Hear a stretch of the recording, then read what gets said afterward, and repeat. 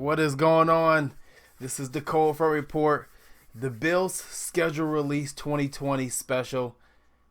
Football is it's officially back, we could say, right? It's officially back. Almost. We got the schedule, even though it's. I mean, I don't know if it's pandemic approved or proof, but it is back. Guys, what are we thinking? I got my guys at me. Fred Kilmartin in the house. Hey, how's everybody doing? Hey, I'm happy with the schedule. I like the primetime games we got. I mean, the last time we had 4 primetime games was in 1996, so Buffalo Bills getting some respect.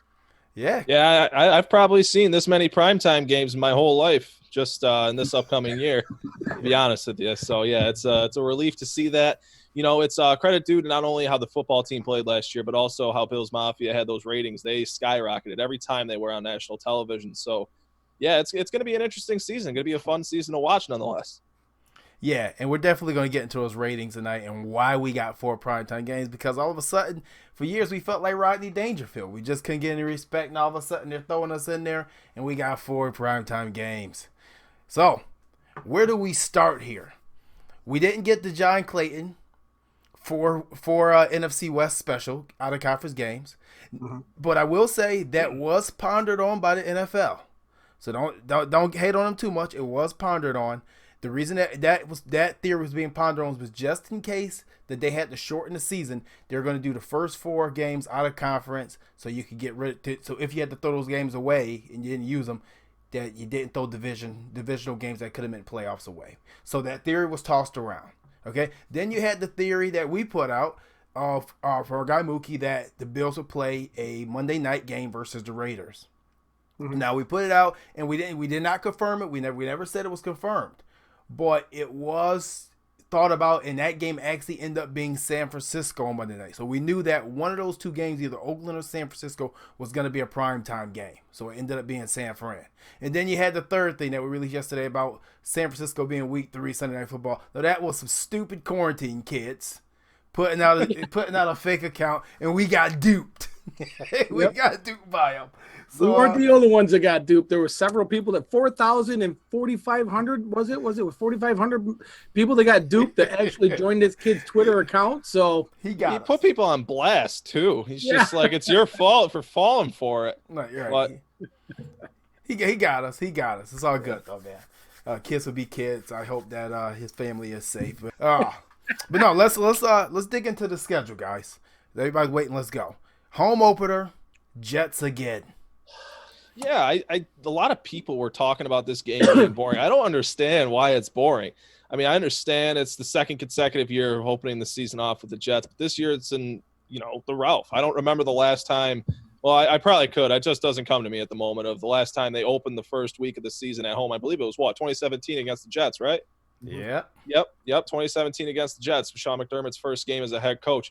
But a lot of people were talking about this game being boring. I don't really see it as a boring game. This is a game where it's the first test of the season. The first matchup your team has is against a divisional opponent, and one that hopes to have a much better season this year. I mean, the Jets had an okay season when Sam Darnold was in the game and not out with mono. So they have something to hope for this upcoming year. And I guess it's time for either the Jets to prove everybody wrong or the Bills to prove everybody right.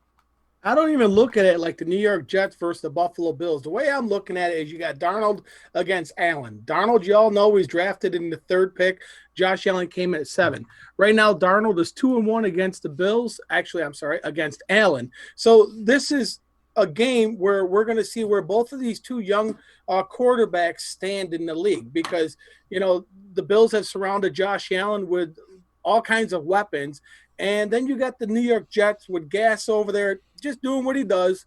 They picked up an old running back in Frank Gore, and they still got Bell, which he didn't want. But they still have a tight defense over there. Darnold is still Darnold. And it's going to see right out the gate what these 2 teams, what direction they're going to take. Yeah, I mean, and I know you correct you, I knew Mick Gates there, but, at the end of the day, first of all, Darnold was not 2-1 versus Allen. Nope. Ain't nobody counting that Week 17 game where we pretty much put the replacements out there, dude. I know he's not getting credit for that. He is not. No way in shape. No way we're giving him credit for that. You barely beat him too. Yeah, barely beat the backups. Yeah, barely. Against our 4th stringers. Right, yeah. And then after Levi Wallace went down, they pulled everybody out. I think they even put the backup Water Boys in there. They put Isaiah McKenzie at corner. Yeah, no, he's not. He's not getting credit for that. So we're gonna say he's 1-1, 1-1 against. No, I like the divisional game opening because, like I said, I think what the NFL actually decided to do in here, because like I said, we go back to the theory of the 4 out of conference games in case the season was a wash for the first part of it. If you do a division game week 1 for most teams, and that's what they did. Buffalo's not the only team that has a division game. At least like 70% of the league has an inter-division game. If you do it that way, at least if something goes awry after week 1 and you have to shorten the season or something goes wrong, COVID pops up or anything like that, then at least you got a division game out the way at the beginning so you can go it to the end. So I think that's the reason that happened. But I'm totally fine with opening up against the Jets. Personally, I think this offseason is going to be it's not going to be normal at all. They're already releasing different rules and regulations about training, and this gives Buffalo the upper hand against this Jets team. And the reason I say it is because this Jets team is coming off. They have a bunch of new starters, bunch of new players, and cohesiveness is not there. And I don't think Adam Gase is the right coach to even keep a locker room together. Just to be completely honest. Yeah, they completely rebuilt that offensive line, which was absolutely atrocious last season. And to be quite honest, I wasn't really a huge fan of many of the moves they made up front. They're paying guys like George Fant $10 million per season. Guys like, I believe it's Brandon McGovern from the Broncos. I think he got $9 million per season. They overpaid a lot of mediocre offensive linemen, but that's more due to supply and demand in the NFL. But I'm a huge fan of what they decided to do. I talked to you guys in the chat earlier of how I was kind of meh against the whole interconference games the first 4 weeks of the season. It kind of takes some of that skin out of there, like we're talking about with this divisional matchup in the first week of the year. And really, I think it's more of a sign of confidence in not only the situation itself, but in the league itself, to have divisional matchups in the first month of the season, to show that display of confidence that either this will subside or the league will continue, whether the fans are in attendance or not. I mean, you look at how some of these leagues are handling it. They're walking on eggshells, like the MLB, like the NBA, like the NHL. Really, the only 2 sports leagues are the NFL and the UFC that are taking this up front and carrying on like business as usual. Obviously, OTAs and all that have gone aside, but the NFL is going on with their season. It's almost 5 months away. So they're going business as usual, and I like the confidence that they're displaying in not only this crisis, but in themselves as well. Yeah, absolutely. I mean, you got to look at the NASCAR is doing the same thing now. They're putting a schedule together, so they're not going to have fans at the racetracks. They're trying to catch up on their schedule. I think they're going to be running like every other day. You're going to have Wednesday races and stuff. So, yeah, I mean, this is something to keep monitoring because I know that the NFL is putting a package together right now as to how many people, players, and stuff like that are going to be allowed in these facilities. You're probably not going to have facility employees allowed in there as much as players and coaches will be. So, I like the way that they're just moving forward, and hopefully we can get a season in. Right. Oh, we're getting a season in. They've taken a lot from us in 2020. They're not taking football away. So moving on, week 2, another divisional game. This one on the road, and unfortunately, since this one's in Miami, I probably won't be making the trip, which I wanted to make the trip this year again. But I won't be making a trip to that one, unfortunately, because we'll be going at home opener because that's what we do. That's our tradition. Miami week 2. So back-to-back divisional games for the Bills. Miami, the Jets, two teams, once again, that has a lot of new people. The only difference with me and Miami is that I think the fact is that they look like the 2017 Buffalo Bills. You got a defensive-minded coach that's coming in there, and he's trying to rebuild, but not trying to rebuild, trying to add some pieces, trying to keep a roster together. He's still trying to find a quarterback, but they do have Fitzpatrick in there. I mean, nobody knows what's going to go out on him. But, I mean, out of the last 3 games that we played them, we've scored 110 points to their 58. So they're definitely looking for some help on offense. Plus, they just picked up Shaq Lawson. So, he's going to be motivated to face the Buffalo Bills, the team that drafted him, and then ultimately let him go. So it should be an interesting matchup. I'm not overly worried about what the Patriots are going to bring to the table this year, but it's good to start the season off with the AFC's basement dwellers. If that's a fair thing to say. Man. I mean, the Bills were in that group, but two of the last three seasons they haven't been, so it's okay to say that now. But you're going to probably play Ryan Fitzpatrick, assuming they don't want to throw Tua into the fire the first 2 weeks of the season, unless something tragically goes wrong week 1. You're talking about going to Florida. It's going to be hot. It's going to be the second week of the season, early September, and it's going to be hot down there in Florida. I really wish we could make that trip. It'd be a fun trip. It's nice and warm down there in the early September in Florida air. But you look at what they've built on defense, like you touched on, JT, a lot of new faces on both sides of the ball. You're talking about Byron Jones, Kyle Van Noy, Shaq Lawson, like you mentioned. They also tried to rebuild their offensive line in the draft. And like I said, Tua Tagovailoa, a lot of new moving pieces. And I agree with Fred at that they remind me of the 2017 Buffalo Bills. I think they have a bright future with Brian Flores. But I think this season, this is another washed season potentially, and we're not going to see them at their peak this year. Maybe in 2021. Yeah, and like I said, I agree with the 2017 Bills. That's a very good comparison, and I think the comparison is actually good because they actually have built a very strong organization, a very strong regime in the front office. As had Buffalo at the time. So this team could possibly contend for the playoffs. You never know which Ryan Fitzpatrick you're going to get. It could be Fitzy or it could be tragically. You never know which one's going to be there. But it's early in the season. I think that offense particularly will be a little bit better together than what the Jets will be, because they do have you do have your quarterback, and he's a veteran at that. And you actually traded for Matt Breida in the 5th round, who I think actually was a steal. Was a guy that we actually had on our board here in Buffalo to see if he was a possible fit to come here. But we actually ended up getting Zach Moss in the 3rd round, which was actually solid as well. So like I said, it's going to be an interesting game. 2 AFC East back-to-back games. I mean, does that surprise you guys that they would schedule 2 back-to-back AFC East games in a row? Not at all. Not at all. No. I think this is the way the NFL wants to go. They want to see some games up front in your division. Then they pack them back on the end for ratings. And they also put it on there because you could be fighting for a division, so they're meaningful games. So, no, nothing surprised me at all. Yeah. No, they typically go with the first half of the 4 weeks of the season to be divisional games. And I believe they got away from that the last 2 seasons. I'm glad to see a return. I mean, normally we're used to seeing either the Jets or the Dolphins in the first 2 weeks and then seeing the Patriots week 3. So, I mean, seeing these 2 opponents in the first 2 weeks doesn't surprise me, and I'm also looking forward to it. Yeah. So I'm gonna we're gonna put a poll up here, let the people vote. Do you like the Bills schedule or not? We'll release those results a little later here. Guys, don't forget too. We make sure you join our Flick Chat. I didn't put the link in. If you go to Flick Chat and you download the app, you go to Buffalo Bills Chat. It's Josh Allen on the front. Come in there and join us. We'll be talking all season and all off season during the games. And also don't forget to subscribe to our podcast at Cold Front Report, and actually check www.coldfrontreport.com for our latest articles because we got a lot of good writers now. We're getting there. So we came back with 2 division games, 1 on the road, 1 home, which was nice to have a home game to start off with. Then we come back in week 3 at home again with the LA Rams. Now this is I was happy to see this game on the schedule because I believe that the Rams are clearly in some type of rebuild. I don't know what they're in. It almost feels like they're in a rebuild, but they're in that gray area where they're still trying to win.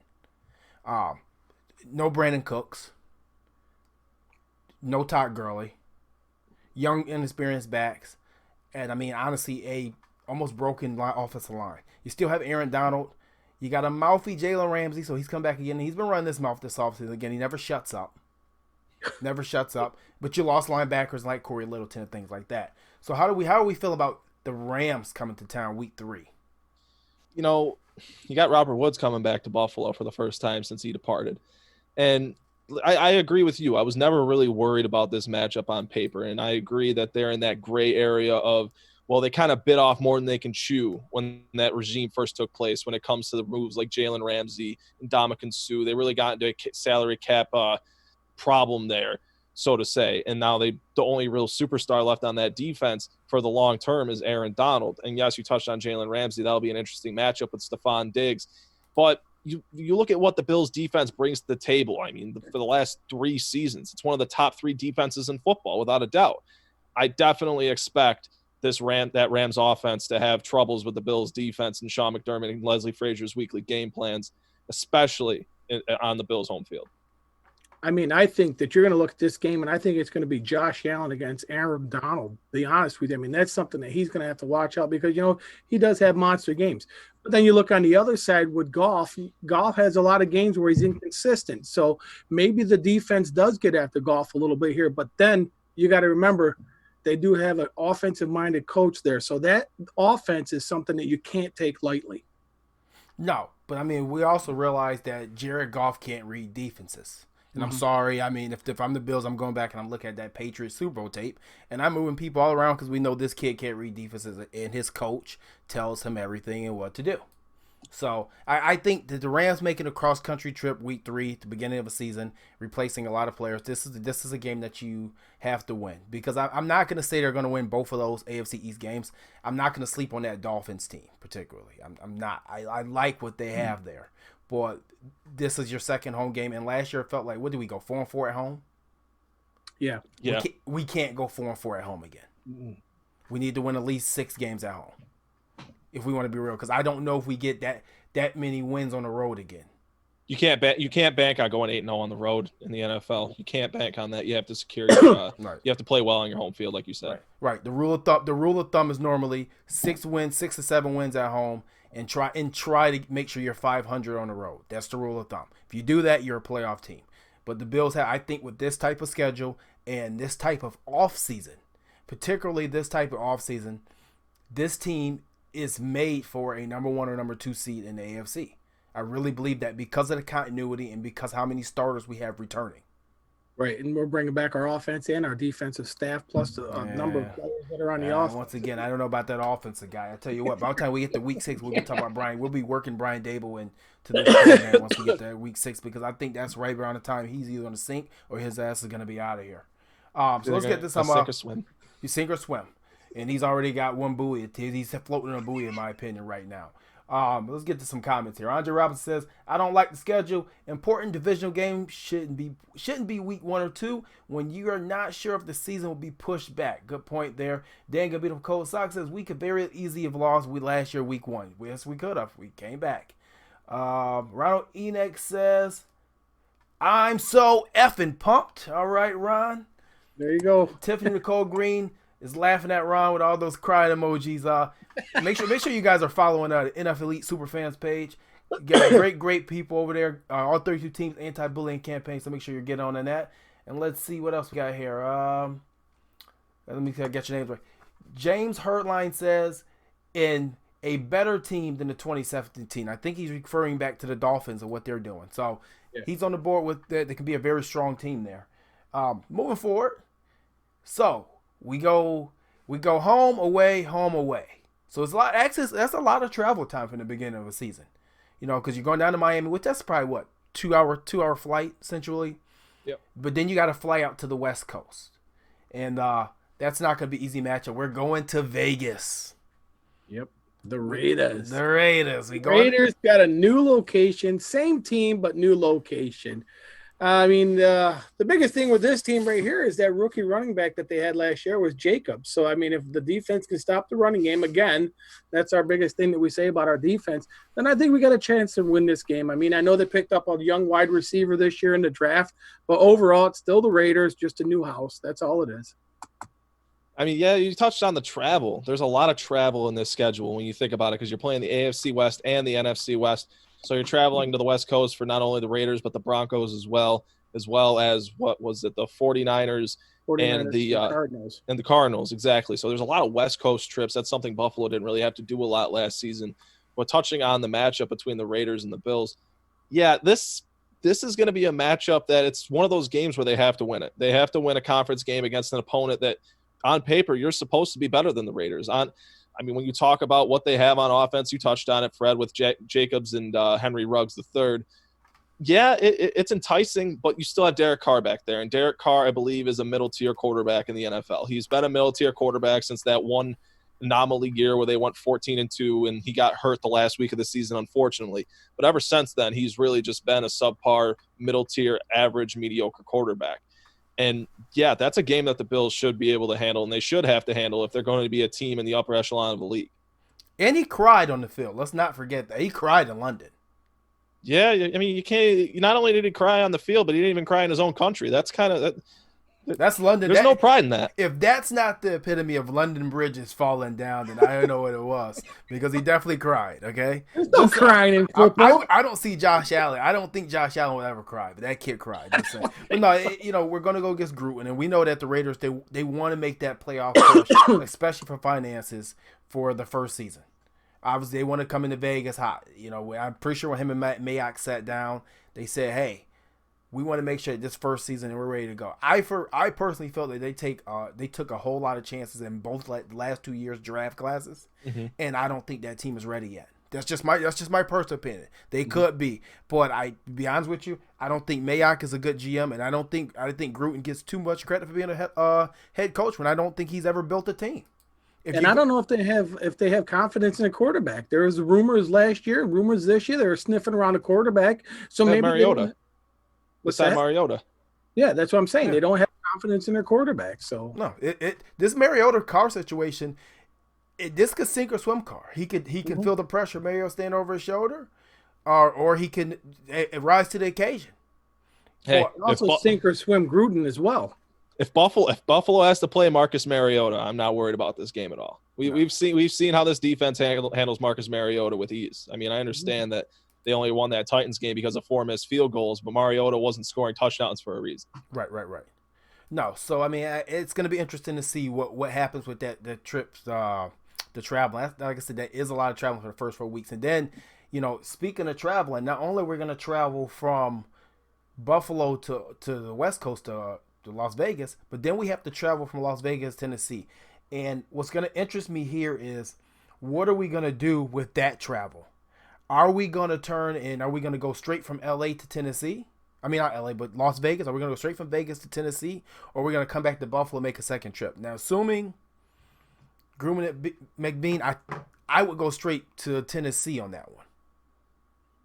Well, here's the thing, though, too. Last year, you got to remember, the farthest we traveled was to Dallas. So now you got to implement this travel into these young players that we picked up last year because they're not used to all the traveling. And you do bring a good point. Do they stay out there or do they come back and maybe go to the facility, get some rest for a day or two before they head down to Tennessee?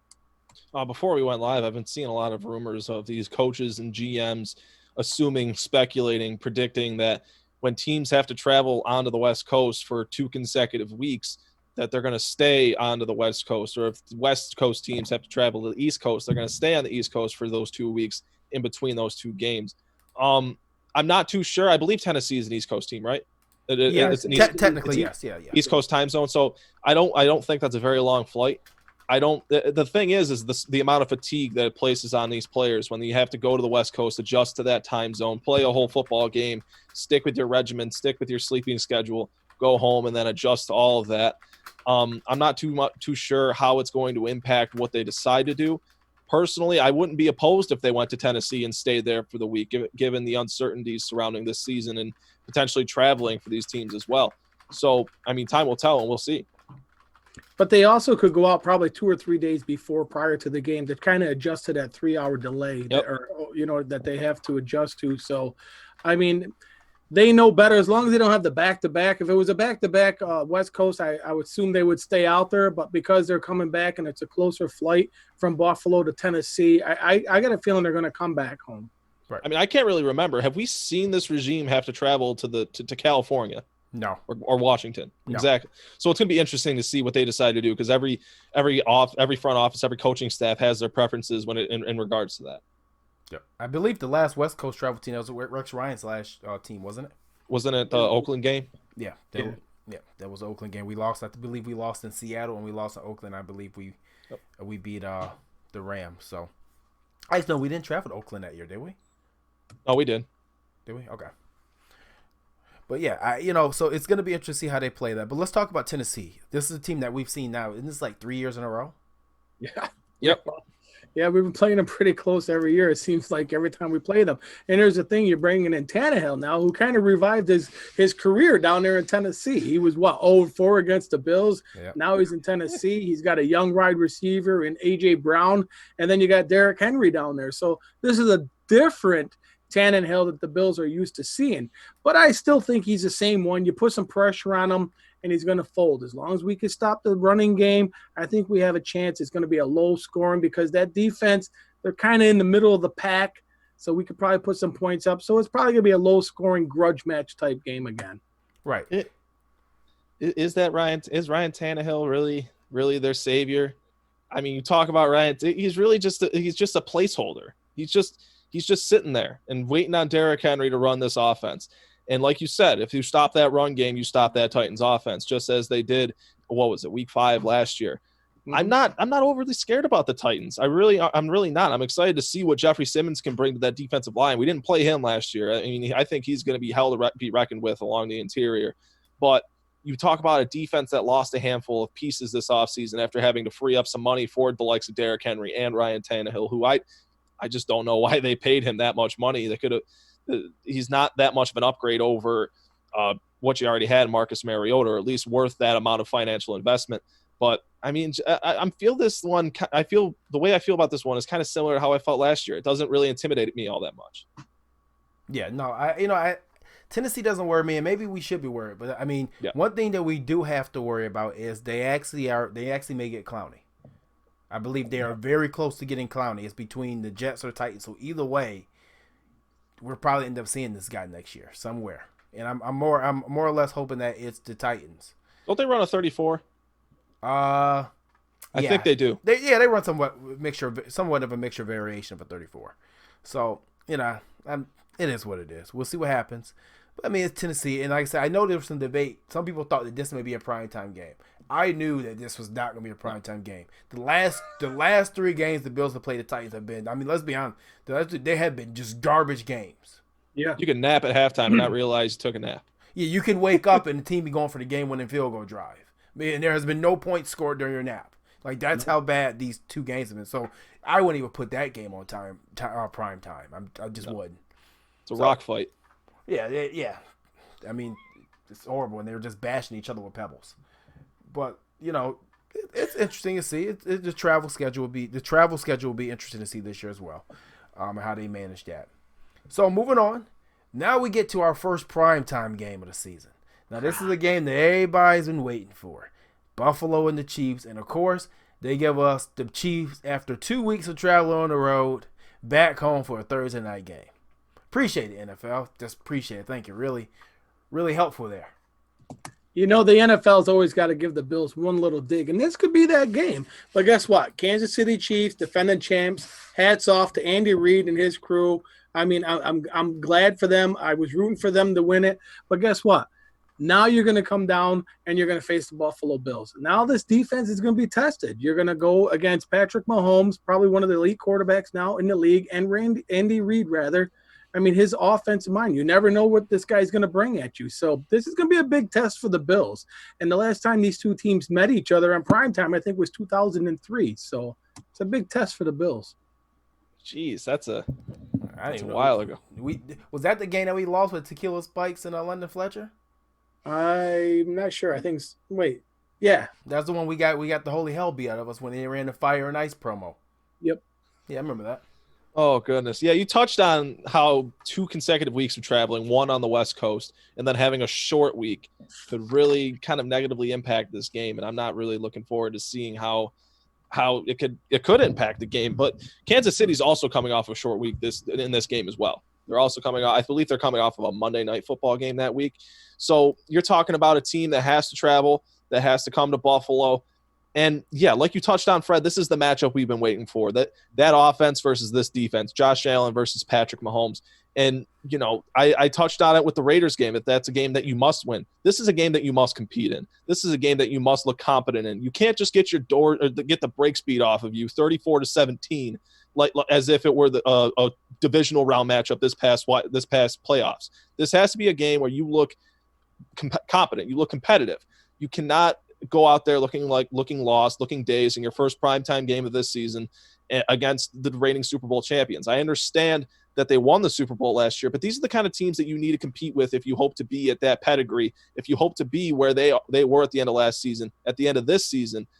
That's really the kind of moniker that they're pushing this year, is find a way, championship caliber, etc. So this is really the first game that you're going to find out if they have that in them this season. Yep. Well, I'll tell you what. No, go ahead, Fred. I was going to say, you also got to look at the Kansas City Chiefs, because we know now that the record in the NFL is that when you win the Super Bowl, you come back with that Super Bowl hangover. Is this a team that's going to have that? I mean, you got to remember, this is Andy Reid's first Super Bowl. How is he going to approach this team? Are they going to have some lingering moments from the Super Bowl thinking that now they're just going to – they could be. You don't know what kind of team you're going to face going into this game. Right. Well, I mean, this is the thing. You got Pat Mahomes coming to your house on prime time. If you're Josh Allen, if you're not getting up and getting ready for this game, then I don't know what. Because you played against Lamar Jackson last year, and you kind of laid a dud. You laid a dud. This is someone now. Pat Mahomes is obviously not the same draft class as Jackson was, but it doesn't matter. You're trying to get paid just like Mahomes is going to get paid. You're trying to put your name up there. You've been linked to him in this throwing contest that everybody somehow wants to see, and this is your time. It's your time to shine on national TV. Now, we know he shined against Dallas last year. We know he did solid against Pittsburgh, so it seems like he gets up for the big game. But, like I said before, this is Pat Mahomes coming, and this is a potential playoff matchup. That's the biggest part of it. It's a potential playoff matchup down the line if both teams hold steady. But the other part of this game, I believe, is this is week 6 right here. And this is the week where I say, okay, if the offense has been sputtering and you lose this game on primetime, Brian Daboll will be fired. You can mark it down, you can mark it on your calendar, you can timestamp it, you can say, hell, I said it. If the Bills offense is struggling and you get to this game here and you blow this game in primetime in Buffalo, Brian Daboll will not be your offensive coordinator going into week 7. I mean, I wouldn't dispute it. I share many of the same opinions of Brian Daboll as Jeremy does. So, I mean, you look at this offense, I agree. If this is a game where you get blown out and the offense is just spinning its tires, if it's just running on a treadmill the entire game like it did at some points last season, and you see a game in which at one point was a one-possession game and you just decided to aerate it out when you have 2 solid young backs behind Josh Allen, just decided to spread it out against that defense, which really isn't in a league of its own, to say the least. That's really a beatable defense. That's not a defense that you look at and say, well, that's the backbone of the team. That's why they won the Super Bowl last year. No, they won the Super Bowl last year because Patrick Mahomes is the best quarterback in the NFL. And that defense is 110% beatable. And I tend to agree that could be Brian Daboll's last day in Buffalo. And we already talked about it earlier this season already, in the offseason, rather. We talked about it. The fact is that this team now that the Bills have is stacked. There's no more excuses. Brian Daboll cannot hide no more. There's no more excuses. We're stacked at the running back position. We're stacked at the wide receiver position. I feel our tight ends are stacked now. Our offensive line is all coming back together. There's no more excuses. There's no more excuses that you can make for this team. They need to produce now. They need to at least get 24 to 25 points a game now. There's no excuses. They got to complement this defense. Right. And I guess the motto is going to this 2020 season is find a way. And no excuses. And that's essentially what he's saying. No excuses. Find a way to win every game. When you got to do it. Like I said, you got Stephon Diggs, and this is going to be interesting too because on stages like this where players like Stephon Diggs shine, and we haven't had that the last couple seasons. This is a primetime game. This is going to be his first primetime game in Buffalo. So you got to think that team's going to be hyped up, barring no injuries, knock on wood. Like I said, once again, we have to take into account that this is a very strange offseason. I mean, we've seen Stephon Diggs training tapes, and he's ready to go now. But still, barring no injuries, this team should have no excuses, and this is a game that's going to be on primetime TV that not only myself, not only you guys, but the entire Bills Mafia fan base has been asking for. We want somebody prime time. And last year, when we knew that the Chiefs are going to be in the schedule this year, most people said this game is going to be prime time. And I can say Bills Mafia is smart. You guys are correct. And not only that, but you touched on that this is week 6.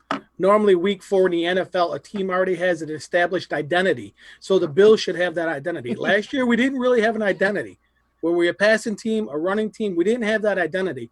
But at week 6 of this year, 2020, we should have an offensive identity. Right. So let's get to some of my comments here from the chat here. Cody Wells says, we can finally put the big arm debate with Mahomes and Josh Allen to rest, hopefully. I am so with you. I'm tired of hearing it. What does it matter who can throw the ball 75, who can throw it 7? They both could sling it. Daniel Gariz, and I got his name right this time, they will go from Vegas back to Buffalo, then to Tennessee. They go back to Buffalo for the facilities. Good call there, I believe. I think he agrees with you guys. So that's a good point there, Daniel. Scott Reed said they win, they get Monday off, they travel to Tennessee and get to work. I get that. I agree. So moving on, guys, we don't get our bye week to week 11 here.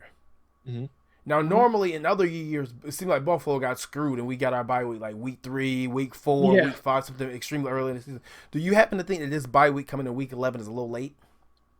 No, I don't think so. To be honest with you, I mean, because week 11, you finally know where you're established. You could be 8-3, maybe 9-2, so you know where you're standing already as far as wild card playoff situations. So it's a perfect time to get some rest, get your players rest, and then get that push for the playoffs. So that's a perfect for me. I'm thinking week 10, week 11 is perfect for a team to get that rest that they're going to need, and then all of a sudden you got that second wind, you get that drive for the playoffs. Right. Yeah, I'm with Fred here.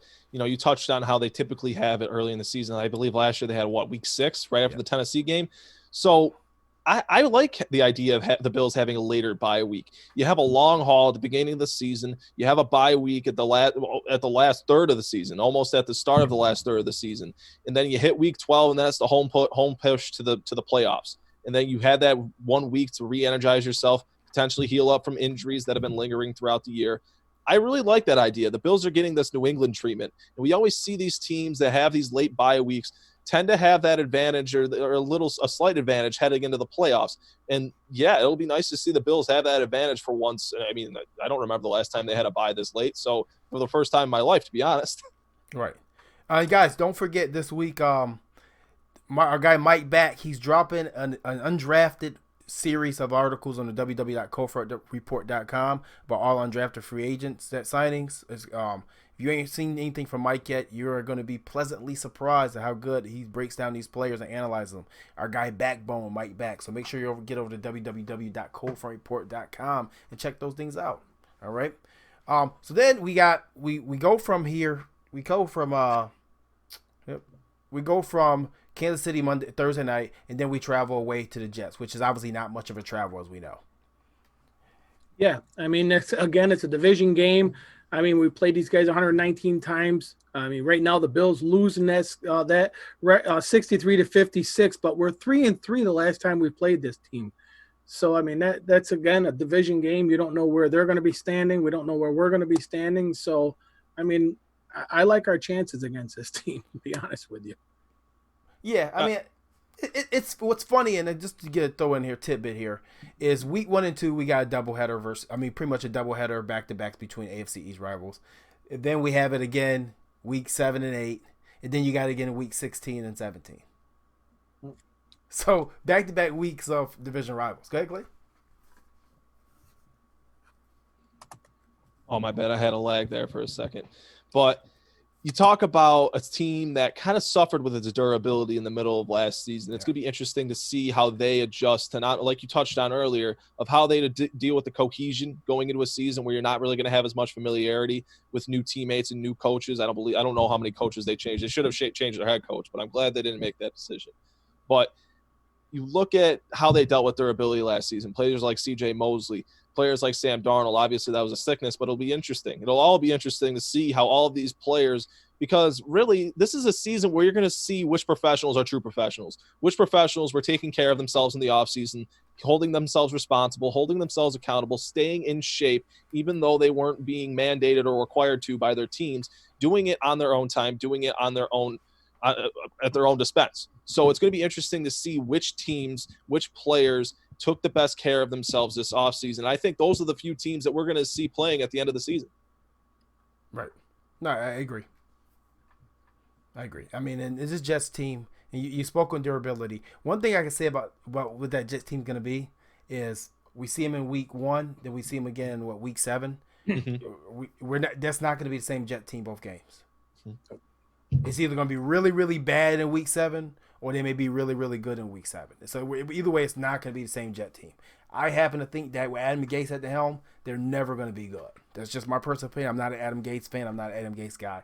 And then we got our first matchup versus the Hoodie and Belichick. Week 8 at home.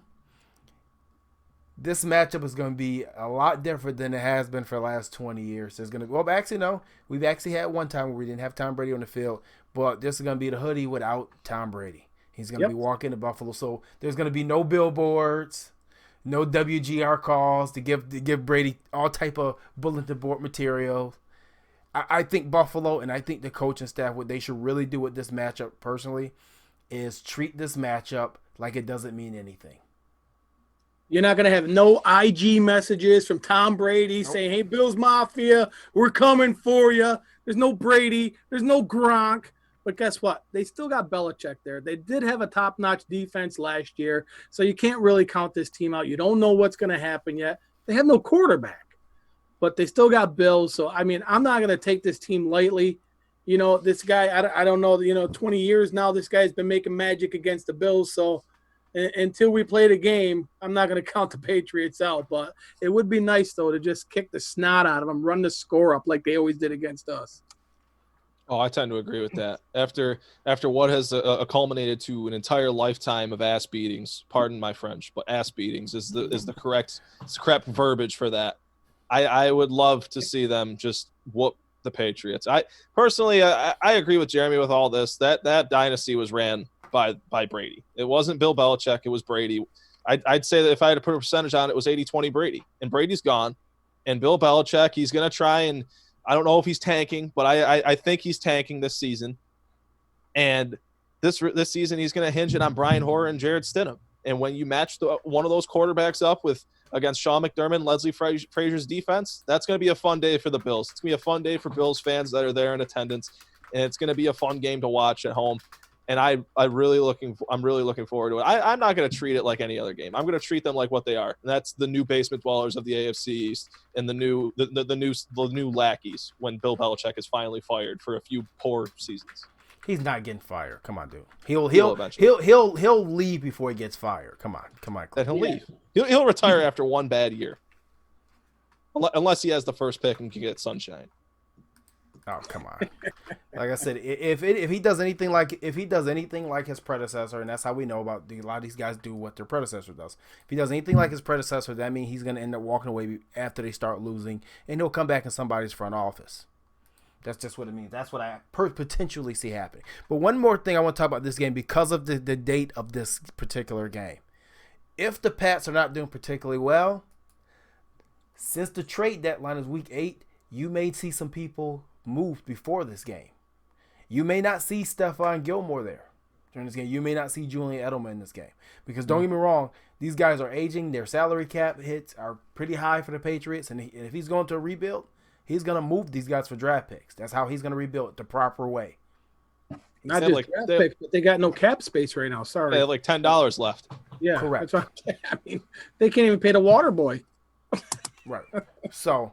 But we're going to talk more about this Patriot matchup because we got them in week 17, so that's what I'm going to leave it for that. Or no, week 16, I'm sorry, on Monday Night Football. So we're going to talk more about that when we get to that week. So after that week, we got Seattle at home, which is a Russell Wilson. And this is a very interesting match. But last time we saw Russell Wilson and Seahawks was that epic Monday Night Football game where we saw kickers' legs getting hit. We saw a pass interference call that wasn't called. We just saw... it was a great football game. Honestly, it probably was Tyrod Taylor's best game in Buffalo as a quarterback. Absolutely. Yeah. Here's the thing, though. You are facing Seattle, and with Russell Wilson, I'm a Bills fan, but I really like Russell Wilson. This kid will take a team on his back and just win a game. I'll tell you, the Bills go and play Seattle. They still have a suspect defense up there. You don't know if they're good, they're bad. You can't tell. They're in a tough division. But I'll tell you, the Bills going to go up to Seattle. They better bring their A game. If they're going to play Seattle Seahawks, they got to bring their A game. And the reason why is because of Russell Wilson. The guy will just take the game over by himself. Yeah, I'm with Fred. I've been a fan of Russell Wilson ever since his days at Wisconsin. I remember watching him play and marveling at how he played.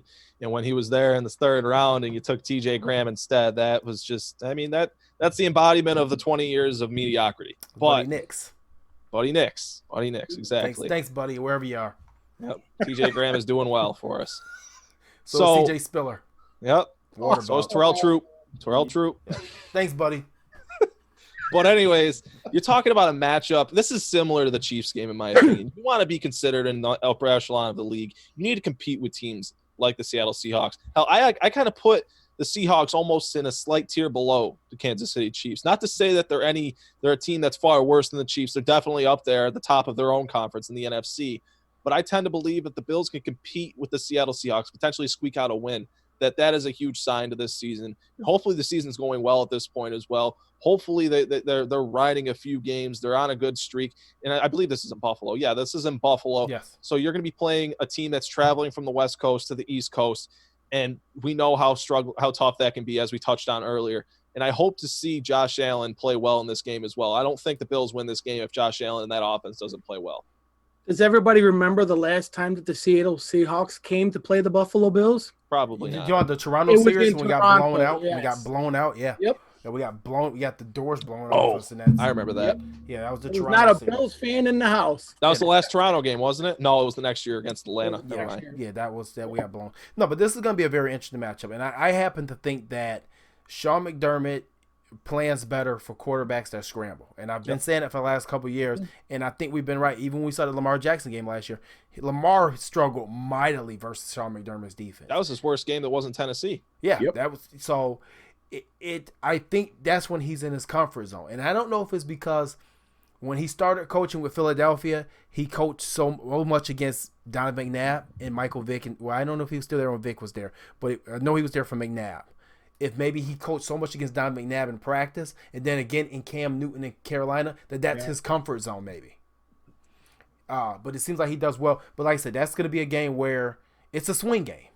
It is. It's a swing It really game. is. It's a coin flip. It really is a coin flip. Right. I mean, and you got Seattle coming from all the way from the West Coast. So, Yep. I mean, that has to help you somewhat. But like you guys alluded to, when you have Russell Wilson, you have a DK Metcalf, you have a Tyler Lockett, and a Pete Carroll, a very well-coached team. And I always compare this Buffalo regime and what they're building here closely related to what Seattle built and Pete Carroll helped build over there with the Don't forget they competition. picked up Olsen from the Carolina Panthers, too. Correct. Marshawn Lynch could be coming back. Right. Marshall, yeah, because I mean, he's going to go back. He's in contract talks. He's going back. Is that his first time in Buffalo again? It would be. Yeah, Because- it would be. Yeah, because last time he was in for Toronto series, and that was it, correct? All right. So, no, it's going to be very interesting. This is a swing game, but it's a game I think Buffalo can win. I mean, I'll be honest with you. I don't see too many games on this schedule that I don't feel Buffalo could win, which is a good thing because in other years, I'm checking off games before even September even hit. I'm like, oh, that's 9 losses. Jeez, where can we fit another 3 wins in? So. And if you remember right, when the 2020 opponents came out, people were like, oh, we're done. We're done. Yeah. Gotta give him an off season first, folks. Exactly. Right. So we'll go to our next game, and then we'll start taking reading a couple comments and questions here. So after Seattle comes to town, now we travel. Now it's very interesting because from what I've heard about this Arizona game, this was most likely going to be an international game. This game was most likely going to be played in Mexico City if not for the pandemic and the cancellation of international games this season. 2 reasons why I could think of. First of all, Buffalo is about due for a international game anyway. We haven't played one since we played in London versus Jacksonville with EJ Manuel a couple years back. And another thing is, once again, we go back to the ratings from Bills Mafia and how the Mafia travels. So what better fan base to have forced to travel than Bills Mafia because we're going to do it. So this is going to be an international game if it was not for the pandemic. But we got Arizona.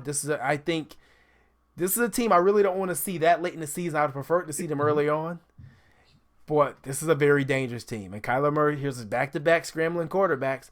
And actually, it's funny because back-to-back similar game plans probably on defense. And we see a familiar face in DeAndre Hopkins. How are we feeling about this matchup? Well, I mean, the thing is that when they drafted Kyler Murray last year, they were supposed to be the team that had some improvements, but they ended up finishing 5-10-1. But now you surround this kid with some weapons. And DeAndre Hopkins, he's there. So the thing that you really got to ask yourself is Kingsbury going to put it together this year, or are they still going to take another step back? Yeah, this is a game. I tend to agree with you about not wanting to play them in the middle of the season because it's similar to the Jets, where they're either going to be really good or they're going to be really bad. And I don't see this team. I more so lean to the good side of it because you talk about Kyler Murray, the polarization of him in that combination with Cliff Kingsbury, and you throw DeAndre Hopkins into that mix. And they also brought back Kenyon Drake.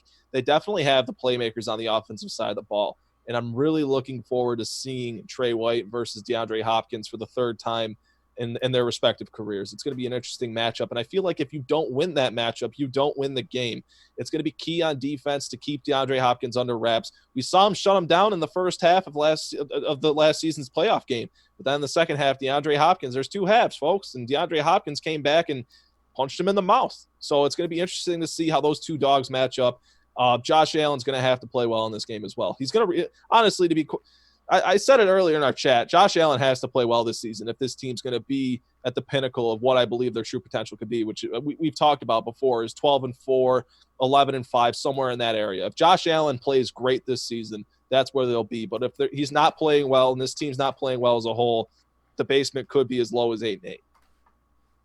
Well, the thing is that we got to see Josh Allen take that next step, and we need to have a Buffalo Bill quarterback finally hit the 300-yard mark. The last time that happened was, we already know, Tyrod Taylor against Miami. Well, Josh Allen needs to take that step, and it's going to be based on not just him, but it's going to be a combination of what Brian Daboll allows this quarterback to do. You got to open it up for him. You got to let him start slinging it. There's no excuses, like we've been saying, so...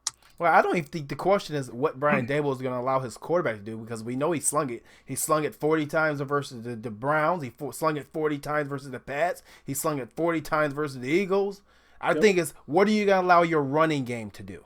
That's the question with Brian Daboll. It's not the passing game. What are you going to allow Devin Singletary to do? Are you going to use this kid, Zach Moss? Are you going to get them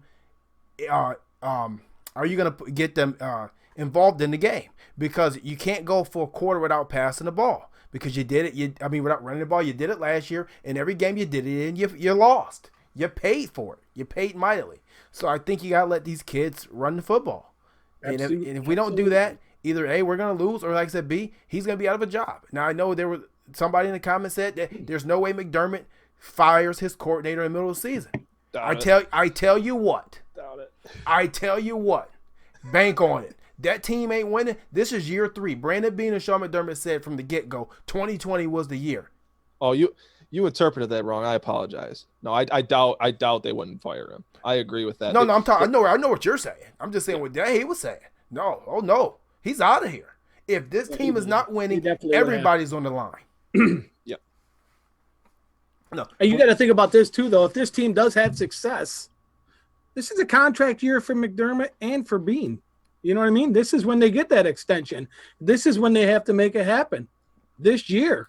I mean, I'm all for keeping our coaches and our staff together. But if they don't take that step and they take that step forward, what do?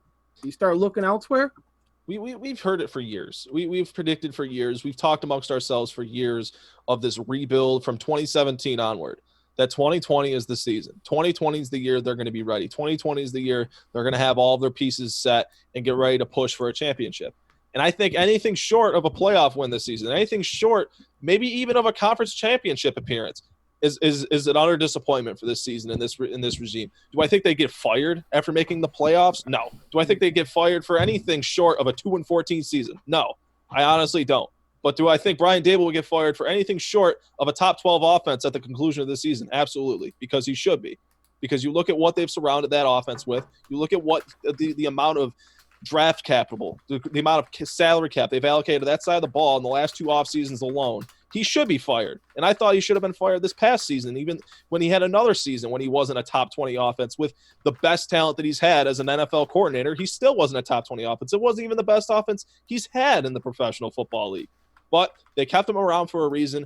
I'm intrigued to see why. I mean, obviously, with the unprecedented circumstances, it turns out to be a quote-unquote good thing that they kept around the same offensive staff. But time will tell. We'll see what this offense has in store. Mm-hmm. Hopefully we can get this offense to finally put up some points and catch up to the defense, because right now the defense is light years ahead of them. Oh, yeah. This is definitely going to be – I mean, Josh has all the tools. You look at this. I can't remember the last time I've seen a Buffalo Bills roster look this stacked as they are. I really think that the Bills roster right now is probably one of the best ones in the NFL.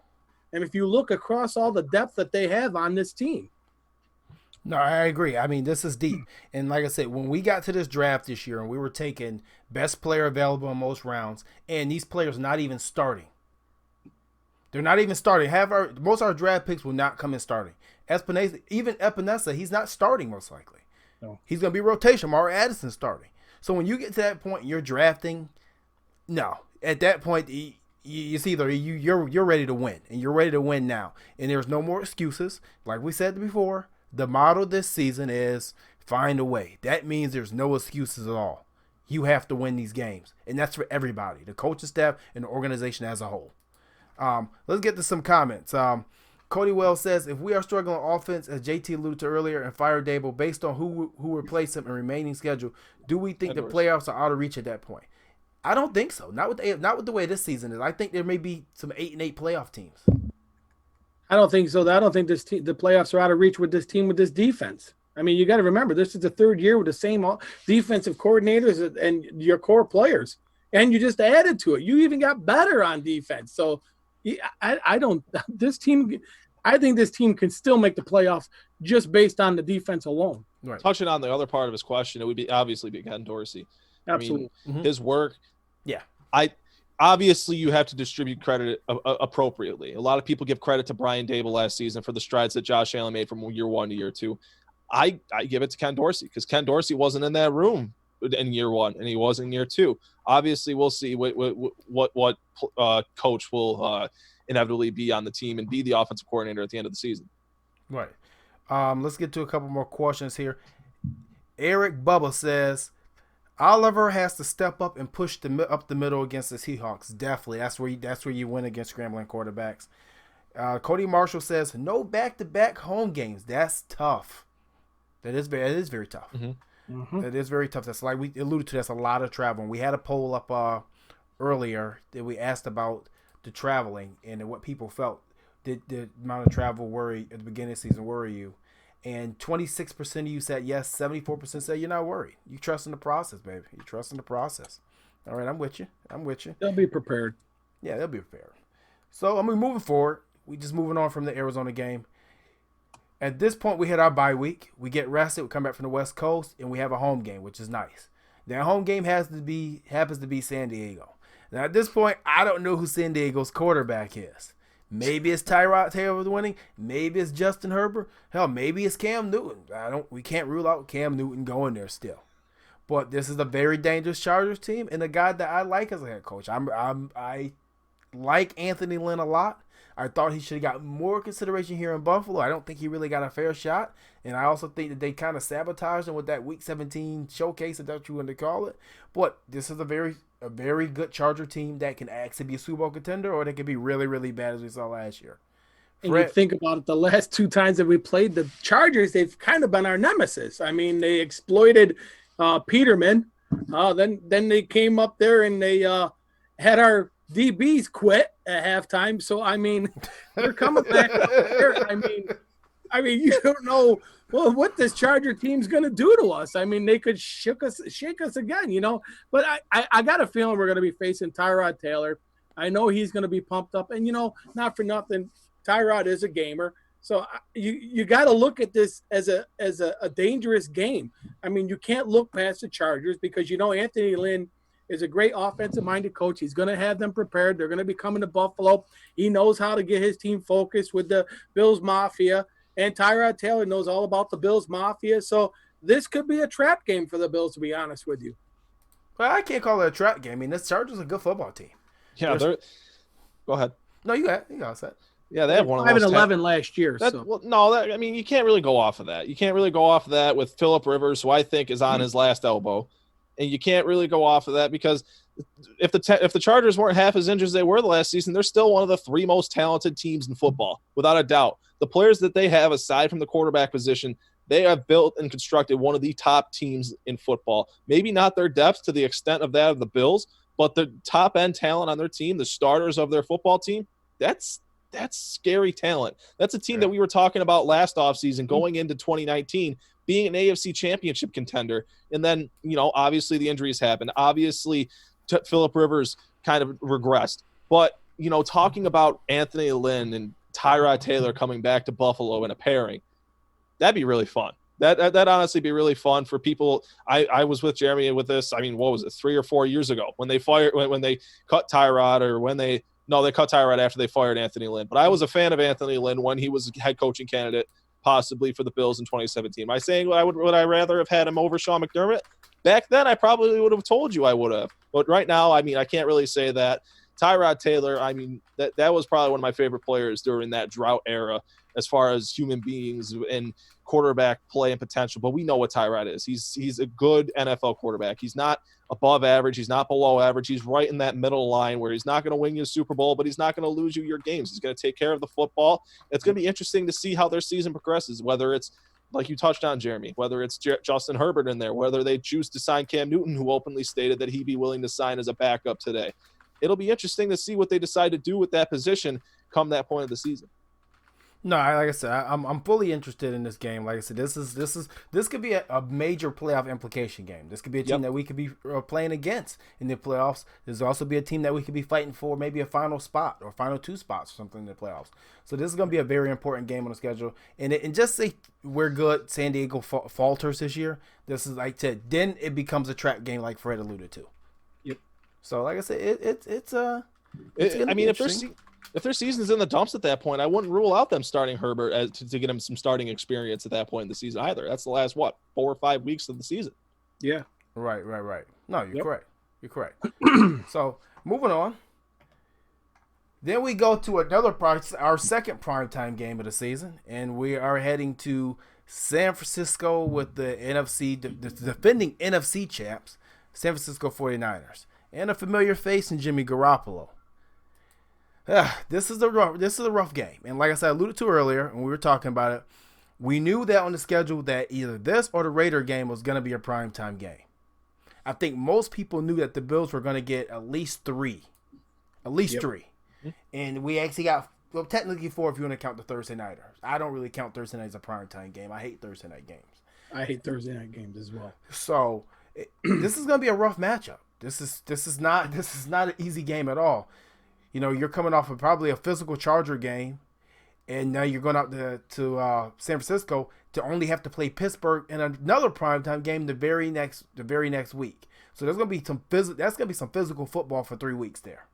I'll tell you what, when I looked at the schedule, this game stood out to me, probably the toughest game that we have on our schedule. I mean, you look at this team, I mean, with Nick Bosa and Eric Armstead, and then you got George Kittle. This is probably the toughest game that we're going to face, traveling out on their turf. Absolutely. I mean, this is like Jeremy just said, they are the defending NFC champs. I mean, this is going to be this is probably going to set the tone on how we stand, be honest with you, going into the playoffs, because hopefully we have the playoff position locked up going into this game. But I'll tell you, it reminds me of the 92 game when there was no punts. You remember that game with Jim Kelly? Yeah, no one probably realizes that there was not a punt in that game. But I'm telling you, this team is probably the toughest team that we're going to face this year. The only reason I knew what we were talking about was because the last time the Bills played the 49ers, they had brought it up on television because they went through, I believe it was 3 quarters without punting because there was like 2 or 3 interceptions in the first half. But, you know, talking about the 49ers, they really do on the offensive side of the ball what I believe the Bills should do is they use a litany of running backs to set up play action and set up Jimmy G in that passing game with Kenny Bourne, with Deebo Samuel, and now Brandon Ayuk. They drafted in the first round. And you talk about that offense, that's a polarizing offense. But it all hinges on this Bills defense being able to stop the running game. And when you talk about the additions they made on that side of the ball, particularly on the defensive line, I think that this is a run defense that we're going into 2020. This is going to be the best run defense that Sean McDermott defense has had since he's taken over in Buffalo. When you talk about adding in players like Quentin Jefferson, Vernon Butler, AJ Epinesa, I know there's a name I'm forgetting about. It seems like they signed like 15 dudes to the defensive line. Mario Addison, that's who it is. Yeah. And then you also added AJ Klein, who I believe is a better fit at that Sam linebacker position in the base 4-3 than Lorenzo Alexander was. So I think that this is a matchup that obviously I agree with you guys that this is definitely the toughest matchup on the schedule. But I do see the brighter side of this game. I do see where the potential, the tail of the tape could lie for the Bills to find a way to win this game. Yes, it's going to be very difficult to beat the reigning NFC champions. But like we said, at this point in the season, we really can't predict what's going to be going on with the team. We really don't know what injuries are going to go on for their team or the Bills at that matter, as a matter of fact, as well. So, yeah, I'm really looking forward to a matchup with the 49ers. I'm really looking forward to seeing how they choose to defend that offense and how they choose to attack that defense as well with a stacked defensive line on their own end of the field. Right. No, I totally agree. This is going to be a tough matchup, and I mean, it's going to be interesting to see the two matchups this year. I'm really interested in seeing. It's just Chiefs matchup at home, and now we're going against the 49ers on the road. And I mean, it's both champions from both divisions, so you got them both on your schedule. We did take a couple of polls. I want to get to those really quick before we move on. Can the Bills beat the Pats twice this season? 98% of you said yes, 2% said no. Very confident about Brady. So a lot of people are on board with, hey, it was Brady running that franchise, not Belichick. And another poll we had up was, how good should the Bills be in 2020? Now, the options were playoff team, AFC East champs, or AFC East champs plus a playoff win. 9% of you said playoff team. 22% of you said AFC East champs. And 70% of you said find a way, no excuses. Buffalo versus everybody, AFC East champs, and a playoff victory. And I'm probably in that 70% range. There's no excuses. There's no excuses at all. So thank you guys for voting on these polls. We got anything more to say about the 49ers? I mean, it's a tough game. We got to win it, right? Pretty much, yeah. I mean, you got to be on your A game. Definitely going down there. You got a young offensive-minded coach down there, and they do a lot of different things down there, and they're going to come right at you. So definitely got to be on our A game. Big Shanahan fan. I like what he does down there. He chokes in big games, but I like him. Hey, just say he does. So then we move on, and we get another primetime game, another Sunday night game, which is flexible. Let's make sure it is option to flex against Pittsburgh. And last time we saw this team, we were dancing a renegade and taking and clinching a playoff spot last year. But last time we faced the Pittsburgh Steelers, 17-10 victory. JT said it. We got to clinch the playoffs. Here's the thing. Are we going to see Big Ben or are we not going to see Big Ben? That's the real question that you got to ask yourself. Is he going to be ready? Is he going to get a full season in? You know, he's getting up there in age. So that's the real question is, I mean, are we going to see him? But they still have some young players on that defense. So Josh is going to have to continue doing what he's doing, protect the ball, you know, find some plays, make some plays down the field. But, yeah, this game, they're coming to us. You know that they're going to be ready for us, especially that we embarrassed them a little bit on that Sunday Night Football last year. So this is going to be a good game. This will be another test, another tough test for the Bills with that defense coming to our house. I don't know. I'm not really worried about the Steelers this year, to be quite honest with you. I like what they built on defense at the three levels with TJ Watt and then Devin Bush, Minkah Fitzpatrick at the back end. But the offensive side of the ball, I do like the receivers that they have, but it all hinges on Big Ben. We saw how that team almost came unraveled, and the only thread keeping them together was Mike Tomlin towards the end of the season, and only reason that they were competent the last 4 weeks of the season. That was really the only reason. And now you have Big Ben coming back, and I don't know who else is fans of Colin Cowherd, but Jay Glazer went on a Colin Cowherd show the other day and questioned Big Ben's work ethic in the offseason, said his only form of workout is going to the golf course and drinking a beer. So there's nothing wrong with that, okay? No, there's nothing wrong with that. But I tried that workout. But wait, you're not getting paid. You're not getting paid $18 million. And you're not a 38-year-old quarterback coming off of Tommy John surgery. Right. Let's in all honesty, Big Ben coming off of Tommy John surgery with questionable work ethic and a well-documented questionable work ethic throughout the offseason. It all kind of hinges on him. I think they still have Duck Hodges on the roster, and if the Bills had to play Duck Hodges and late in the season, I wouldn't be opposed to that. But to be quite honest, with or without Big Ben, I'm not really worried about this Steelers team. A lot of people rave about the Steelers team as if they're another AFC championship contender as they were 5 years ago with Big Ben at his peak. But I don't think that's where they are. I believe they're somewhere in the third or fourth place in their own division, let alone this conference. No, like I said, I'm not worried about Pittsburgh either. Even with Big Ben, I'm not worried. The Big Ben I saw last year before he got injured was a shell of himself. Yeah. A shell. I mean, he wasn't even throwing for 150 yards. I know he wasn't throwing 150 yards because he's my fantasy football quarterback, and he was just absolutely terrible. So if you ask me if I'm going to draft Big Ben again in fantasy football, absolutely not. Absolutely not. No, he's done. He looked just a lot like Phillip Rivers did last year to me. Washed up, and guys just hanging on way too long. Yep. The only difference between Big Ben and Phillip Rivers is that he's probably going to leave before he has to switch teams, and they usher him out the door. That's the biggest difference. And I know this game doesn't worry me, and I'm happy that we got Pittsburgh coming in again, and I'm happy that it's in prime time again.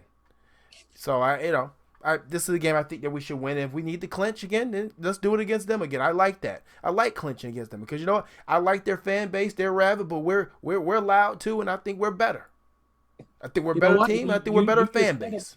You just said about clinching. That's right about the time. That's a month left in the season for when we face them. We could actually clinch on that night in home on our own turf. Against, I want to see him play Renegade just once. I want to see Bills Mafia rock out to Renegade. Let's go. I want to see Buffalo. You know, for years we've always been the modest, the humble franchise. I don't want to be the modest, humble franchise anymore. I want to kick people ass and talk trash.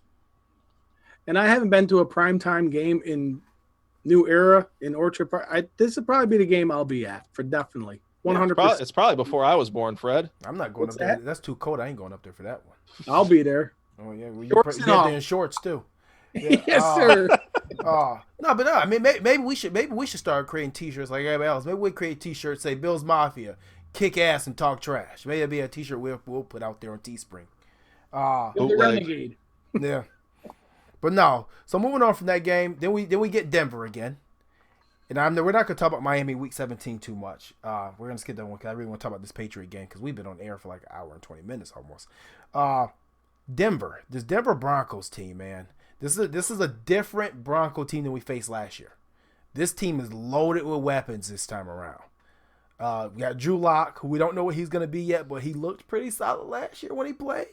You got a Melvin Gordon, who we know here at Cold Front Report, we were in contract negotiations with Melvin Gordon. Like I said before, I don't give a damn what John Worrell said, and I'll say it again. The Bills were in contract talks with Melvin Gordon, and we didn't land him, and we're going to see him coming to town if he's healthy. He's going to be sitting on the bench behind Phillip Lindsay, but we'll see him coming to town. You drafted a Jerry Jeudy. You got a Cortland Sutton last year who Trey White absolutely just shut down completely. And you have a KJ Hamler with a second-year Noah Fant. Now, that offensive line still needs some work, some patchwork, and that defense, in my opinion, is still old. What do we got on Denver? Actually, don't we go to Denver and play them out there? Do we go to Denver? I don't think we do. Oh, yeah, you're right. We're away that game. Yeah. They flashed a little bit of what they could be last year, but now with these weapons that they have, and you can't take them lightly. I mean, and they still got some defense. They got Von Miller up there. They got Chubb up there. So I mean, you can't take them lightly.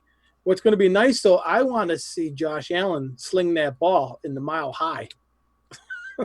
If there's ever a chance that he's going to throw the ball out of the stadium, it will be up in Mile High.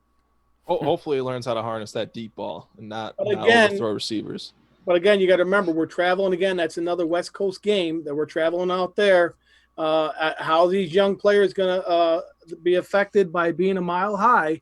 You know, the air is a little thinner up there. You know, we're going to need oxygen and everything. So it's going to be interesting for the Bills. This could be another one of those games that it's a trap type game, you know? Yep. I agree with almost being a trap game.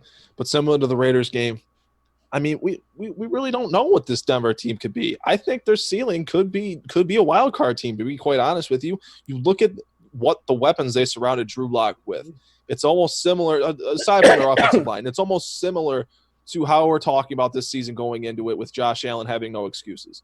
Because that could almost be said about Drew Lock. When you talk about having Phillip Lindsay and Melvin Gordon and then three receivers who could be really good with Jerry Jeudy, Cortland Sutton, and KJ Hamler, and then you have Noah Fant, who I think could be a dynamic threat along the scene for years to come. And that is really good personnel on the offensive side of the ball for Drew Lock, and it really hinges on what kind of quarterback he's going to be going into his second season. But with that, their defense, they lost Chris Harris, and that was really their cornerstone of that defense for years. If it wasn't Von Miller, it's the cornerstone of their secondary for years, and that's going to be a big loss for them. I feel like I forget who did they replace him with? I forget.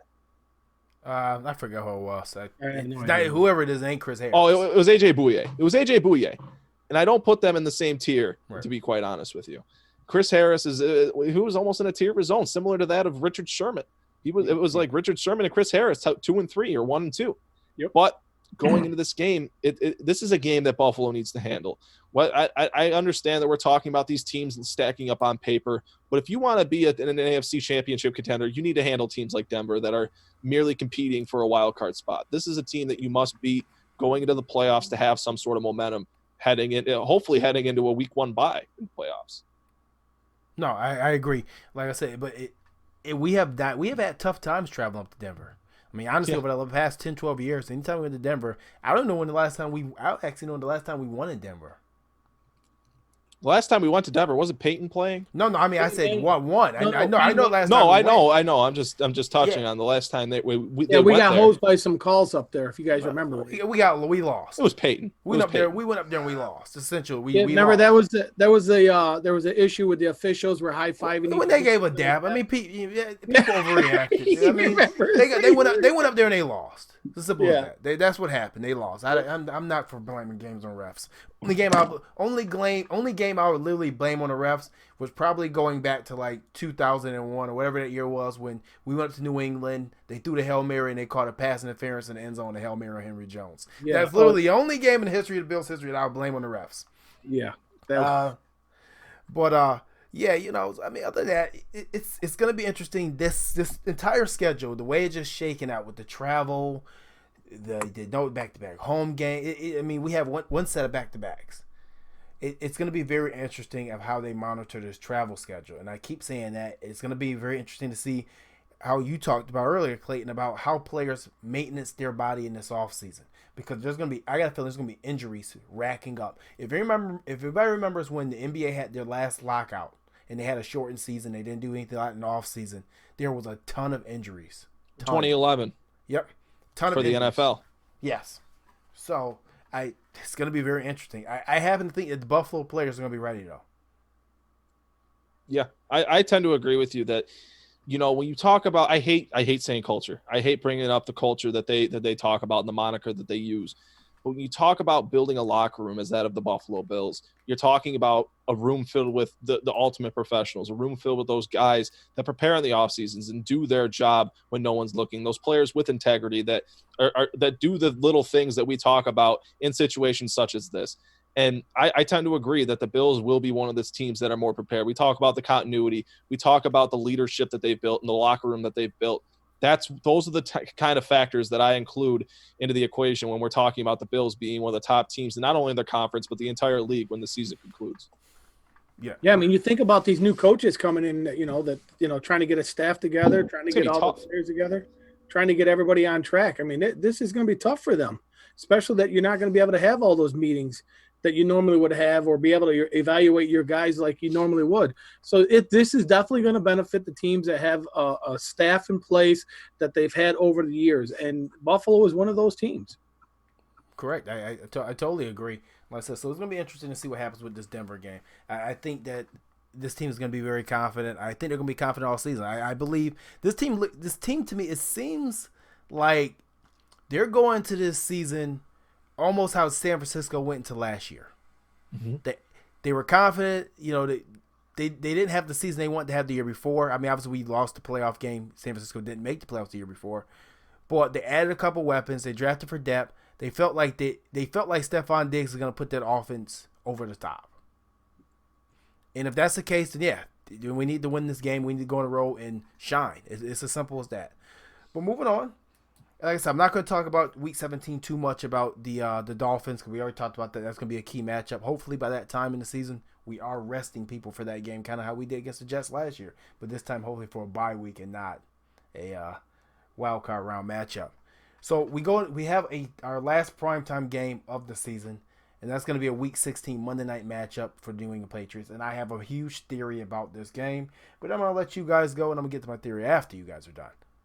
Well, first of all, I mean, you're going to have to – this game's probably going to go on what we do to them in the first matchup. But I'll tell you what, there ain't nothing going to be better than going up to New England on a Monday night and walking out of there with a victory. That's all I'm going to say. As a Bills fan since '85, I would want nothing more but to go to Foxborough on Monday night and take them out.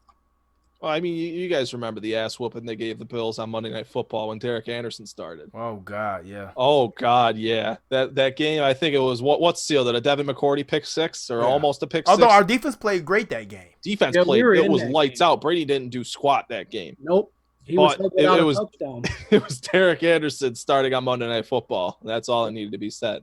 But I agree with Fred that I mean, I don't really understand why they gave New England so many primetime games this season. I really don't get it. They got what, 5? Like Mike Backlund mentioned in the chat, they got 5 primetime games. It must just be a nod of respect. Why are you throwing Jarrett Stidham and Brian Hoyer on Monday Night Football? I really don't get it. What is the entertainment aspect of that? If they're on Sunday Night Football, I might puke. I don't understand. You don't think that that 31 fan base who will love not seeing them get beat up also and national TV? Oh yeah, you're right. And I Gilmore sound a will be bit happy. remorseful when I talk about the Patriots getting their asses whooped on national television of it be.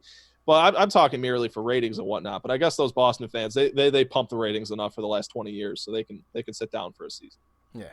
So my theory on this game is this: you put this game on national TV. It's a Monday Night Football game. It's Belichick versus McDermott essentially because it's no Brady. And like I said before, this season I'll stand by it. Like I said, timestamp it if you want. Hell, I'll cut this part of the show, put it on my own page, and I'll keep it pinned. Belichick, it's not the guy you think he is. He's not the coach you think he is. Through the tell of time, coaches have coached, players have played. That's how it's always been. Marv Levy would not have been the same without Jim Kelly. Mike Conga was never the same without Brett Favre. And the list goes on and on. Of course, coaches that had star quarterbacks or franchise quarterbacks that weren't the same after him. That's why people like Don Shula, and rest in peace to Don Shula this week, he got out of there before his quarterback could leave. Because you're not the same. Coaches coach, players play. And if you think that Bill Belichick could take this lousy team that he has, and I'm going to call them lousy because they are. You have no running backs. You don't know what this offensive line is now going to be without a quarterback that gets rid of the ball in 3.2 seconds. You don't have any star tight ends. You lost your entire linebacking core. And if you think you're going to build a team on a secondary, well, I can show you a Bills team that was ranked like number 3 in defense of the year that was even close to sniffing the playoffs. And let me mind you, Belichick has not historically had great defenses either. He's not the coach you think he is. So if you think but you know, he's gonna show you that this year better than I can tell you. He's not the guy he thinks he is. And for everybody that says, oh, he's a system, he runs a system, Brady's a system quarterback. He's not a system quarterback. You don't go in a system for 20 years and keep winning, okay? And if it was such a system quarterback, he wouldn't have been trying to trade up for a quarterback this year. He wouldn't have been trying to possibly tank for Trevor Lawrence because you're just going to put Stidham in there. Yeah, you could put Stidham in that little chair with the gold football and the thing to sell tickets. That's a great PR move. It's no different when we put Rob Johnson on the cover of SI with a surfboard. You're selling tickets. You're making money. He's not going to be the same coach. That's not going to be the same team. That team is freaking lousy. And by week 8, Julian Edelman will probably be traded. And by week 8, Stephon Gilmore will probably be traded. Mark my words, book it. I can see it. Book it. I guarantee it. They're not the same. So if you're hanging on Bill Belichick's playbook, he's not that type of coach. If he was, then why was he not the type of coach before Brady got in there, before Bledsoe got hurt? And why did he get fired from Cleveland? It was what, 16 games under 500 before he coached with Brady? It was 16, the whole season under 500 before he had Brady. Obviously, I'm sorry. I'm sorry. People want to bring up the Matt Castle year. He was 11-5. Yeah, Matt Castle was also throwing the Wells Welker and Randy Moss. They weren't a playoff team, and they weren't getting to the Super Bowl. There's difference between being a 20-year Super Bowl contender and just being a playoff team. They're a lousy freaking team this year. Book it, and I don't care. Book it. It's gonna be fun. I mean, Andre Roberts says he was a system quarterback who became the system. So Joe Montana was a system quarterback because he played in the West Coast offense, right? Warren Moon was a system quarterback because he played in the air raid. What was the system called? Running shoot? Running gun. Running gun. Okay. Jim Kelly played the K gun. So every quarterback's a system quarterback. Mm-hmm. Every single quarterback. Give me one quarterback that's not a system quarterback. Every single one, unless you play backyard football like a Russell Wilson, like a Josh Allen, and maybe like a Donovan McNabb or Michael Vick. But everybody else is a system quarterback because that's what systems are built for. So please don't give me that garbage. Get out of here with that crap. Moving on. So hopefully we get to a week 17 game in Miami and we can rest our starters. Yeah. But after that, we're gonna go into week 16. We're gonna dethrone the Patriots on Monday Night Football. We're gonna go into New England, and that's gonna be the end of the era. That's gonna be the official punch in the end of the era right there, and that's why the NFL scheduled that game. Yeah, hopefully that's the night that they crown us AFC East champs. Well, hopefully it happens before then. But I mean, I'm all with you guys. I mean, I touched on the whole lifetime of ass beatings that I've had to watch with the Patriots. And I mean, I was talking to a couple older people that have covered this team for years, and they always say, I don't know how you were a fan. I really don't know how you were a fan growing up watching that team. And I think about it, and a lot of my friends aren't fans. A lot of the people I grew up with aren't fans. And it really makes sense. And the Patriots are really the pinnacle of all that. They're really the start of all that, because it always comes down to Bill Belichick and Tom Brady owning the Bills in Buffalo. Well, now I think it's time for the Bills to own the Patriots in New England. But it wasn't even that, though. You guys keep saying the Belichick and Brady and everything. It goes back even a little farther than that. It was Drew Bledsoe with the big tight end, Ben Coates. I mean, that's how far back I remember. You know, just when we thought that we had an edge on them, boom, they come up with these guys and they beat us. So I've always been a New England hater. I wasn't born, Fred. But no, guys, we'll get to a couple more comments in the chat, then we'll get up out of here. Thank you guys for joining us tonight for this special. Scott Reed say yes. Wait, week 17, Jake Fromm goes in there and throws for 400 yards against Miami week 17. That'd be great. That's what I think the Bills are looking for. That's a good trade asset down the line of Josh Allen's guy we think we are. Scott Reed says, we are a now team that wins games. We should win 10-plus wins for years to come. I agree. That's what they promised us. Scott Reed says, everyone and their mother wants to see the Patriots get handled. And Scott Reed also tells me to take a deep breath. I'm good, brother. I'm good. Hyperventilating. I'm straight. I'm good. Hey, guys, final thoughts. Hey, I'm just glad that the NFL put a schedule together. I'm hoping that we're on pace to have a season. I hope everybody stays safe out there, and God bless everyone. Yeah, I second that 110%. But really sticking with the Bills, sticking on that topic of the Bills, the embodiment of it was find a way. But find a way is more of coach speak for no excuses. And like we touched on, I believe, at 2 or 3 different points of the show, it's no excuses for Brian Dable. It's no excuses for Josh Allen. It's no excuses for Brandon Beane. It's no excuses for Sean McDermott. This is the pinnacle of the season. This is their window. Their window is now this year in 2021 to win a Super Bowl before they have to give Josh Allen. And yes, I'm going to say before they have to give Josh Allen the money that he is inevitably due if he is going to be their long-term franchise quarterback. And that's why you see them signing all these players to 2-year contracts. That's why you see them signing Poyer for 2 years, Vernon Butler for 2 years. Well, that's why you see Cole Beasley and John Brown expire after these next 2 seasons and have no financial commitment after 2021 or after this season as well. That's exactly why, is that their window is 2020 and 2021. And this is the season that starts it off. This is the season that they're going to build upon for years to come. This is the season that you're going to look at and hopefully say that this is the season that Josh Allen proved that he is the guy. And I think there's a lot of expectations going to this year, and I think it is a pleasure to finally have a season in which people can have expectations. There is an expectation to be good this season, and that is something that no Bills team has had. I mean, at least in my lifetime, there has been fruitful imaginations of teams that could have been good, that might have been good in some decent way, shape, or form to be 9-7, 10-6, squeak into the playoffs. But this is the first season in 20 years in which the Bills enter a year with expectations, and it's time for them to prove it, and they don't have any excuses not to. No, I agree. Before we get out of here, record predictions, Fred Kilmartin. What's that? I'm sorry? Record prediction for the season. I can see us going 11-5 this year. Clayton Garrett. I stick with 11-5. All right, I'm gonna go 11-5 as well. I think we're all on the same wavelength. I think 11-5 is gonna be a route to go. I think that we do clinch the AFC East early.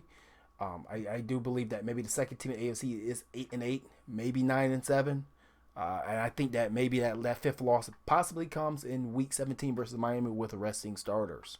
Yes, but hey, I think the same thing.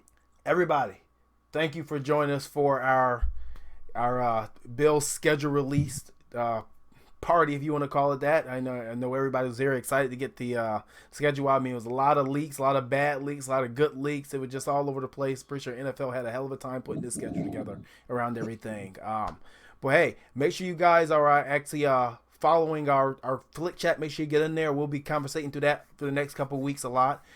Thank you guys for continually following the page. We just hit 10,000 followers today. And I mean, it's a phenomenal feat that we didn't think was possible last year. We were getting all giddy over 3,000 followers. So we're up to 10K, and that's because of you guys, and we do this for you guys. Make sure that you're subscribing to our podcast. Make sure you go subscribe to Clayton's Overtime Podcast. You can find that on Spotify, Anchor, iTunes, all your good things. It's called the Overtime Podcast, presented by Cold Front Report. Make sure you subscribe to this podcast on those same networks. Well, we'll be putting links up about that. If you haven't, we got a Stephon Diggs jersey giveaway right now with 2 Baker bands on our page. So make sure you get in there. Follow the directions. We're going to be announcing that on Sunday. I'll probably let Fred do that. He's good at giving stuff away. He'll give you $20 too. And then also actually, make sure you do that. And make sure you're following the Cold Front Report webpage. We have got that going. We got great writers in John Sparaco. We got Mike Backwright. We got Clayton getting some articles. I got an article coming up out there soon. And we actually got, I'm missing somebody. Leroy Mud Dog. Can't forget our guy, Mud Dog Winslow. And I'm missing one writer. Oh, Anthony Bomasudo. So make sure you guys are reaching. And Jeff Uvino. Can't forget about Jeff. So make sure you guys are getting there. Watch all these guys' articles. They do a really good job. So, hey, once again, Bill's schedule out. Excitement. A lot of new things happening. And thank you guys for always tuning in. We'll probably replay this episode probably Sunday because we won't be on here live. Because trust me, I'm not doing this Sunday. Get some rest. But hey, guys, season's ready. Schedule's out. Let's go. Let's get back to normalcy. Once again, stay safe.